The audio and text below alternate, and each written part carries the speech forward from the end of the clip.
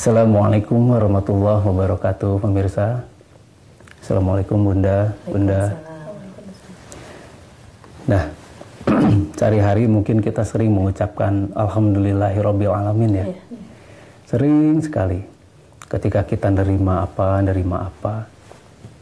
Misalnya kita nerima uang, Alhamdulillahirabbil alamin. Ketika kita menerima kesenangan, Alhamdulillahirabbil alamin. Tapi ketika kita menerima musibah, kita mengucap Alhamdulillah tidak? Enggak. Kenapa? Karena sedih kan. Pikirannya kita Alhamdulillah itu seneng, Bang. Nah, nanti ya kita bahas soal sedih. Tapi yang jelas, arti dari Alhamdulillah itu sendiri kan, segala puji bagi Allah. Jadi Alhamdulillah itu segala puji hanya bagi Allah. Nah, padahal Allah tuh menguji kita dengan berbagai macam cara. Bisa dengan kesenangan, bisa dengan sesuatu yang merugikan menurut kita ya. Padahal kita itu semakin digembleng, semakin kita dipukul, semakin kita akan menjadi kuat. Sesuatu yang tidak membunuh kita hanya akan membuat kita bertambah kuat. Nah, itu tentang segala puji bagi Allah. Hanya masalahnya, segala puji bagi Allah, tetapi kenapa kita masih suka dipuji, Bun? Karena memang manusiawi ya tuh kan. Nah, itu dia. Kita bersembunyi di balik kata manusiawi. Padahal Allah dan kita sudah berikrar pada Allah Subhanahu wa taala bahwa segala puji hanya bagi Allah. Kenapa kita bersembunyi di balik kata manusiawi itu? Belum tentu loh orang lain tidak sesadar kita misalnya gitu kan. Belum tentu orang lain misalnya dia suka dipuji, tapi yang satu dia sadar bahwa segala puji itu hanya bagi Allah kok, kita tidak berhak untuk dipuji. Kita itu sama sekali tidak berhak untuk dipuji karena kita sudah berikrar Alhamdulillah segala puji bagi Allah. Hirabbil alamin, seluruh sekalian alam. Jadi sekarang begini, ketika anak kita katanya dalam tanda kutip punya prestasi, prestasinya itu di dalam pelajarannya dia ranking ke-1 misal begitu di antara yang lain. Apa yang terjadi? Piagamnya kita pajang kan? Piagam kita pajang. Terus sengaja di ruang tamu tuh piagam, piala. Besar-besar. Coba, tujuannya apa? Bangga. Pepujian kan. Nah, itu. Tujuannya kan hayang kapuji, bangga gitu kan. Nah, pertanyaan sekarang bangga dengan sombong bedanya apa? Gitu. Antara bangga dengan sombong itu sangat tipis sekali, bahkan bisa dikatakan tidak ada bedanya. Begini, misalnya kita bangga. Bangga kita menyebut-nyebut apa yang kita banggakan tidak? Disebut-sebut kan? Anak kita disebut-sebut, wah anak kita ranking pertama. Sombong disebut-sebut gak? Sama, sebut-sebut juga. Terus bangga dengan kemampuan kita.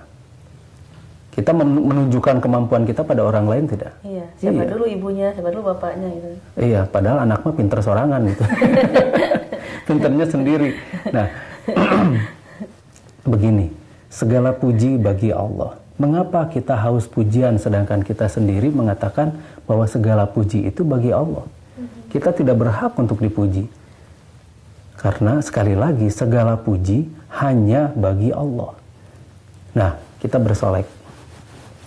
Bersolek, ini ibu-ibu nih, Bunda. Bersolek. Di rumah bersolek nggak kita? Kadang enggak. Oh, jarang pisan di rumah. Jarang sekali bersolek. Nah, coba kalau kita mau keluar rumah. Wah, betul. Wah, dengan penuh tenaga. Kenapa coba? Kita ingin dipuji siapa sih? Sama orang, Bang. Sama orang. Ya nggak mungkin sama hewan kan?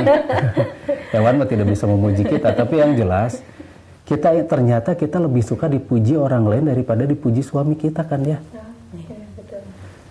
Daripada kita lebih banyak berkorban pada orang lain daripada ke suami kita. Jadi ternyata di kepala kita orang lain itu jauh lebih berharga daripada suami. Iya kan? Di rumah mah kita seadanya. Buka segala macam cuek gitu kan. Caludih gitu kan. Dahdir ini apa yang namanya iler dan sebagainya masih ada. Dan tidak peduli. Coba lihat, ketika kita keluar rumah, dandan itu luar biasa. Sekuat mungkin kita dandan, secantik mungkin kalau bisa gitu ya. Untuk apa coba? Pujian orang. Ingin dipuji. Ingin dipuji oleh orang lain. Ternyata kita itu haus pujian. Betul. Ternyata di kepala kita, suami kita itu tidak penting. Iya. Ternyata di kepala kita itu suami itu nggak penting. Ya lebih penting orang lain. Kita akan berdandan itu untuk orang lain, bukan untuk suami ya. Iya. Nah, itu satu. Terus dua, kita mendidik anak kita. Tuh lihat anak itu mah. Tuh lihat anak ini mah gini. Kita selalu membanding-bandingkan anak kita dengan anak orang lain. Iya. Udah ganti aja anak kita sama anak itu. Kita itu tidak bisa menerima kenyataan bahwa anak kita itu seperti ini. Ini anak kita. Kita sering tidak menerima kenyataan bahwa ternyata anak kita itu memang kemampuannya segitu. Kita selalu membanding-bandingkan terus dengan orang lain. Padahal ketika kita dibanding-bandingkan dengan orang tua lain, kita tersinggung. Ya. Anak, kalau misalnya anak kita begini, Bunda, tuh lihat Bunda itu baik. Bunda itu mah gini. Oh, tersinggung. Padahal secara tidak sadar kita tuh selalu membanding-bandingkan anak kita itu dengan anak orang lain. Karena kita ingin anak kita tuh menjadi alat kita yang membanggakan kita. Agar kita dipuji. Iya, betul. Jadi anak kita tuh jadi korban akhirnya. Akhirnya jadi korban karena kita ingin dipuji oleh orang lain. Cilaka 12 kan.